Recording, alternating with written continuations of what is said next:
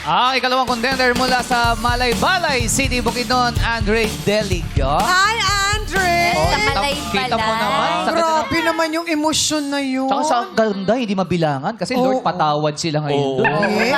Baka sabi na ni Sir Louie, nakakatapos na ng Holy Week. Yes, kaya naman. Tama. Ano masasabi ng ating mga hurados? I think, for me, it was a perfect performance. Wow.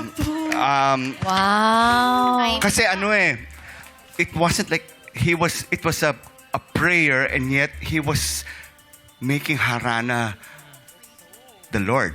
Yes. Diba? So, Sobrang sincere, I mean, sir. yeah. And I'm not doing this out of fear na baka kung nagbilang ako, magagalit. Ikikingatan ka. Pero I was really moved by your singing. So, Thank you po. congratulations. Praise the Lord. And super bagay talaga really sa loved it. season. Oo. Kagagaling lang natin sa prayerful Holy Week, di ba? And then, seeing your performance now, sobrang tumutusok sa puso. Ang ganda. Alam mo, nung nakita nung sabi ko nga kay Sir Louie, wow, Lord, patawad. Paano kaya niya gagawin to? Hindi ko ina-expect yung treatment na binigay mo sa amin ngayon. Pero, sobrang gusto ko yung ginawang treatment. Yang nakita ko, sobra kang Na-epektuhan ako Parang- eh. May point na pumikit na lang ako kasi sobrang dinadama ko talaga yung pag-aawit niya. Napaka-sincere. It was so personal na para bang dapat wala tayo dito ngayon dahil nananalangin siya.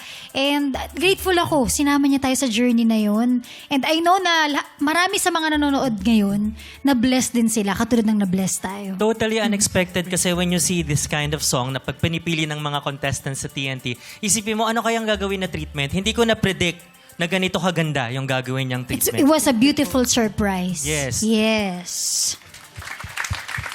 Wow, ganda.